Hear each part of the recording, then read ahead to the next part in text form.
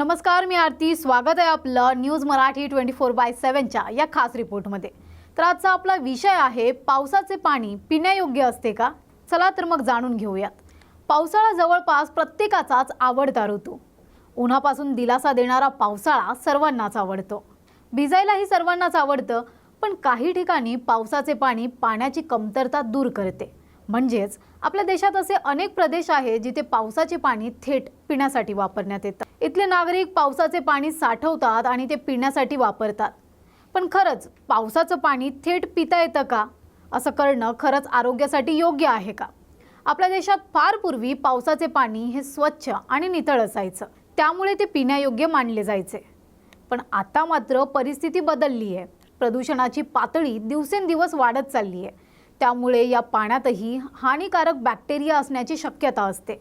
असे दूषित पाणी जर प्यायलात तर आजारी पडू शकता. दुसरं म्हणजे हे पाणी नळाला येणाऱ्या पाण्यापेक्षा अधिक क्षारयुक्त असतं, ज्यामुळे तुम्हाला व्हायरल इन्फेक्शनही होऊ शकतं. सर्वात महत्त्वाचं म्हणजे प्रेग्नंट महिलांनी चुकूनही पावसाचे पाणी पिऊ नये. असे करणे बाळासह आईच्या आरोग्यासाठीही घातक ठरू शकतं.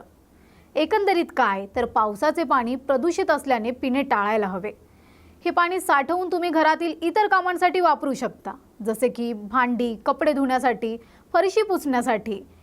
या व्यतिरिक्त पाण्याची फारच कमतरता असेल तर पावसाचे पाणी उकळवून तुम्ही पिऊ शकता, पण ते थेट पिणे मात्र योग्य नाही. अशाच माहितीपूर्ण व्हिडिओसाठी बघत रहा न्यूज मराठी 24/7.